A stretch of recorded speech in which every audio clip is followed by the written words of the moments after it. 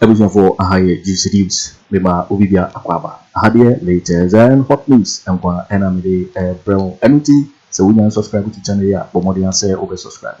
The way I say over click the subscribe button. Now what daily notification. We understand you do be a bear when the first person I'm South can is a video. I feel we are now like you give us a thumbs up, nothing. Share my Ato Forson now when you be here now and someone so ewo Ghana be mo afi yenhwe eye ensemo abeto Agyapong so eye parliament any judiciary who sensemi asese eye Bagbin speaker of parliament was suspended eye sitting or say synod to say indefinitely ayenim da eye parliamentarians no ever say share ni medina eye 4 seats are declared vacant akofa ensemble brand NDC forces is one majority and before security can one that so majority akwa ensemble brand no na KSM Kweku Sintimisa also otchere na Gyamfi sansi ma akosu dan sem dodo na already what the efutu program eye judiciary no na ententemara yeko eye KSM bakati ekuti nsema woda na di ewo hodom inti nsema wodi tuga inti nsema. We are so close to the election and we are facing a constitutional crisis as we have never done before in this country. Believe it or not, folks, we are in a constitutional crisis. I really don't know how this is going to be resolved. You know how we keep thinking, oh, we are going, heaven knows where we are going, we know we are, whatever. In this constitutional crisis, it's different though. It's like we are going, but heaven even doesn't know where we are going. And when we get there, then we'll realize, it is bad, folks. It is bad for any country with such few days before a very major, heated election to run into constitutional crisis. But that's where we are, folks. We are in a constitutional crisis. In my view, and forget about me, because me, I'm not a politician, I'm an idealist, and I'm crazy, and my ideas can't fit. But in my view, this crisis shouldn't have happened. It shouldn't have. I think we have a, you know, it's funny what we call separation of powers, that the power is separated, the judiciary, the legislature, the executive, they all have powers and they are separate but they check on each other. But we are seeing a case now in Ghana where the judiciary is supreme. I think the judiciary is putting itself in a position where it towers over all the other arms of government. So that whatever you do, they should step in and interpret, which is fine in some cases, but not when the Constitution states certain things clearly. Anyway, let me say this, my dear judiciary. You know, I was going to say you are in the line of fire, but I'm going to say KSM for contempt. So me, I won't say judiciary is in the line of fire. All I will say is judiciary, take some free advice from me and listen to my advice. The judiciary, you are the last bastion of integrity. You are our last hope for justice. When we run to the judiciary, we run with the confidence that we are going somewhere where our conflict will be resolved because justice will prevail. That is the judiciary, folks. And I'm telling you, for all of you judges, let me tell you something. Especially those of you on the Supreme Court. Do you know the quality of a judge? I'm sorry for me to be telling you this because you know you are judges. But the judge is conscientious. A judge is sharp. A judge is emotionally intelligent. A judge is focused. A judge is objective. A judge is judicious. A judge is amazingly perceptive. That is what a judge is. And trust me, so me, when I see any judge or any judge in the Supreme Court, automatically, these people, they have earned it. How have they earned it? These are judicial people, these are intelligent people, these are objective people, these are people who uphold the law. If you're a judge, the law is your passion. If you're a judge, upholding the law is in your DNA. So when I see judges, that is the kind of respect I give them. That's why the court, if somebody, my lord. Let me explain why they call you my lord. Maybe you don't know, I'm sure you do. But for the Ghanaians listening to me, we call them my lord because the judges are representatives of God on earth. I'm telling you. Sometimes they say, oh, I'm a man of God. I'm a pastor. Even pastors are not the representatives of God on earth. The representatives of God on earth are judges. Do you know why? They can bring a case before them. They can look at your case. They can look at your face and tell you, Master, for this that you have done, I sentence you to 5 years in jail. Even worse, the judge can say, I sentence you to death. Folks, no one has the power to kill anybody. The president does not have the power to kill anybody. Nobody does. Only the judge has the power. Well, they don't go killing people or anything, but I'm saying, technically, no, you can be in court, and if they charge you with treason or whatever things, the judges reserve the power to kill you. Tell me, some of your representatives of God, who else has the power to kill? Having said all of that, folks, all I'm saying is that when you're a judge, you are above the ranks of, your thinking is above the ranks of your fellow people. Your man position here, it is so respectable to be a judge. I'm telling you, my lord. How much respect do you want that somebody is addressing you and say, my lord? We are Lord, yes. On earth you're representing God, and we are my Lord. So folks, here's the other thing. Once you are made a judge, you are a judge forever. No one can remove you from office. Nobody has the power to remove a judge from office. Well, of course, unless the judge commits some crime or, but I'm talking about normally.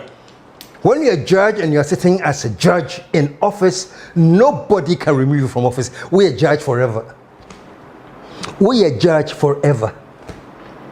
That is the kind of person you all are. Maybe because it doesn't occur to you. That is the kind of person you are. You are this high, my lords. You are representing God on earth, my lords. You have the power to kill. You have the power to forgive. You have the power to redeem. You have the power in your hands. Say, acquire by or you say, but I am the judge. I say, Gyamfi, let's do this, let's do that, and whatever. The power is in your hands. That's the power you have as judges. And even more important, it is forever. It is forever. But let me tell you something, what's happening in Ghana now. We know that Nana Addo, the president, has appointed so many people in the Supreme Court. I have no problem. If, in fact, he has appointed judicious people, if, for a fact, he has appointed people with conscience, if, as a matter of fact, he has appointed people whose passion is the law, if he has appointed people whose passion is justice, I have no problem. They can be his uncles, wives, nieces, I don't care. So long as they are passionate about the law, they are judicious, they are objective, and their passion for justice is amazing. I have no problem. But let me tell you what happens in Ghana. Once you've been appointed by the president, you start thinking that you have not been appointed because of all these qualities I've talked about. You have been appointed because, President Pemasem, the president appointed me because he's my friend. So the scary part is this. Your loyalty is no longer to the law. Your loyalty is no longer to justice. Your passion is no longer for humanity. Your loyalty is to the one who appointed you. I was joking with some friends just yesterday, and I said, right now, when you meet a Supreme Court judge, and you say, hey, my lord, how are you? And they say, Do you know the answer he will give you or she will give you? Ah, ayo, na mini. Who share judgment? Hey, my Lord, please, it is saying, how are you doing? Hey, na mini, and I'm a judge. Great. Show love, show your gratitude. But I'm saying that let not that go beyond your call of duty, where now you start thinking that if Nana or his party wants to play any games, they can just walk it through the court and you will also dutifully protect them. I mean, let me ask you this. And I'm asking this from the bottom of my heart because I am so sad that the judiciary has been degraded to this level. Where now, when you hear Ghanaians talking, the way they talk about the judiciary is not good. You know some of the names they call you? Unanimous FC. And that's very mild. I was talking to somebody the other day. He says, look, when you have a case in the Supreme Court and you are there and you're doing something against the government, they say it is like playing away and the government is playing home. And they warn you that you know that the home court advantage is always at play. Anything that you do now that is government connected, right now, and it goes to court, the government is playing home, and they have the home court advantage. Folks, I'm saying this, and it's sad how you may take it, but I want to show you something. You've heard about Lady Justice. We all talk about Lady Justice. And I want you to look at this picture of Lady Justice. You see this picture? The first thing is that she is blindfolded. She's carrying a sword in one hand and then the scales of justice in another. But she is blindfolded. Do you know why? Because the law says that when you are a judge, you don't see anybody. And you know, the blindfold, that's what it stands for. You just have your sword to cut where you want to cut, your justice to give you the justice wherever you need, but you do it indiscriminately. You don't see anyone. So that is the symbol of Lady Justice. You'll be surprised the kind of picture people have come up with for Lady Justice in Ghana. Take a look at this. You see how blindfolded she is? She's not completely blindfolded. You've been a crabby and also oh winky oh. Be a clear live and color. You know? So folks, you may laugh at this, you may be angry at this, but this picture really tells a deep story. It tells how much our judiciary, we have reduced them. Folks, this is no joke. I said it some time ago on this program, long ago. And I said, once we lose the power of the judiciary to be independent, once we lose the power of the judiciary to be our final arbiter, once we lose that power, and unfortunately, we have a media too that looks the other way. We are setting ourselves up for chaos. We are. So right now, what is happening in Ghana is very troubling. We are going, I don't know, even heaven knows where we are going. And we will get there when we get there. Wherever it is, we are going. Folks, my lords in the Supreme Court, please, no one can fire you. What is all this fear? You are judges for life until you retire and you die. Nobody can touch you. Your position is what it is. You are forever. So what's the fear? Look, what's his name? Donald Trump in the US. We all know that he appointed quite a few people to the Supreme Court in the US. Do you know how many rulings in the Supreme Court were made and that came up and there was ruled against him? In spite of all the fact that he put the judges there. Because they know and they realize that their loyalty was not to him because of Nwashiho, but to the law and to justice. So, all I'm saying, Supreme Court, please, this idea that they call you the unanimous FC, this idea that they say when there's a case about you and the government is involved, the government is playing at home. You know, the people are saying this, but trust me, that points to a loss of hope in the judiciary. And trust me, you are the ones who we respect as our last resort. Say, whatever happens, the worst thing that can happen, the last resort, and we do have a last resort, is that we go to court. But trust me, when we start doubting the kind of justice we'll get at the court, it's not good. Folks, if we become aware how dangerous this is to a country that is heading towards a major election, all of us would panic. It's a very dangerous situation that we're in. I am not a lawyer, and I'm sorry I can't go into the details of the law. I'm just talking to you from the point of view of how I see the justice system from where I sit.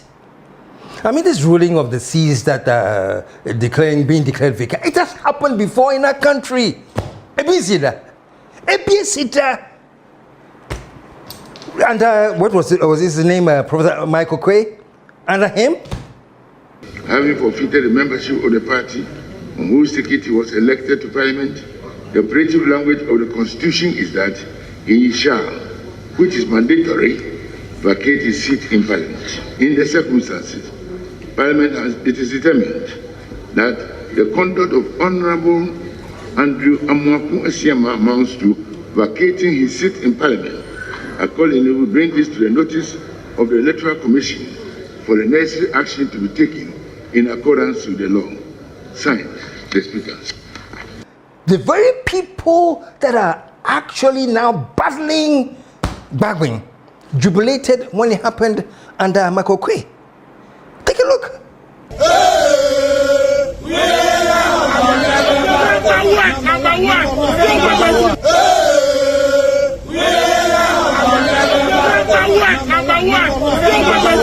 Folks, is it me or something that's in jail? I don't understand it. You are jubilating. And now under the same circumstances, Bagbin has also made a ruling and all hell has broken loose. To the point where the majority stages a walkout of parliament. Only in Ghana. One day I'll have a special citation and award people for extreme, outrageous things. And one of the most outrageous things that I'll honor the Ghanaians for is that it's only in Ghana that the majority will walk out of the parliament. Look at all the allies you have laid, bills that you want to discuss in Hamudiato before parliament. You have walked out and left the country to do what? Folks, it doesn't make sense. It doesn't make sense. And I'm telling you, if you are anybody that has conscience, if you're anybody that really feels for Ghana, you'll be sad. This is a sad day in the history of Ghana. Well, let's see how this unravels. We are going, knowing Ghana too, you don't know. I'm hoping that maybe sense will hit somebody somewhere and a change of mind will come. You know what I'm saying? I'm just so tired of always hearing from the extremists who do not make sense. I won't mention names, not in this program. Maybe one day I will. There are some extremists in parties. They don't make sense. And they have crowded the moderates who make sense. So I'm hoping that maybe for once the moderates will speak up and this thing will end up nicely so that we can go ahead. Election is around the corner. Do you know the worst thing that can happen?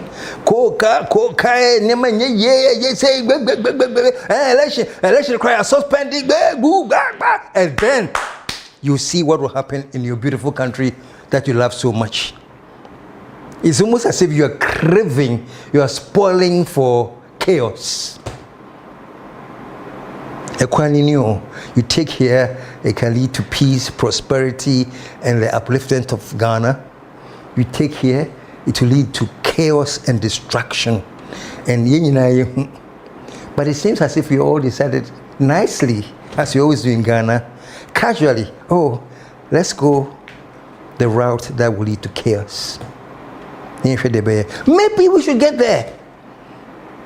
I hate to say this, but they say that sometimes when you hit rock bottom and everything is piled against you and it's so bad for you, when you hit rock bottom and things are that bad for you, they say there's no longer anywhere else to go but up. It's so quiet now from say boom, things are bad as they are now. When you are in that state, they say the only good thing about it is baby, the only place you can go is to come back up. But should we get there before we come back up? Or should we check ourselves now so that we don't even go there? I'll give you a typical example.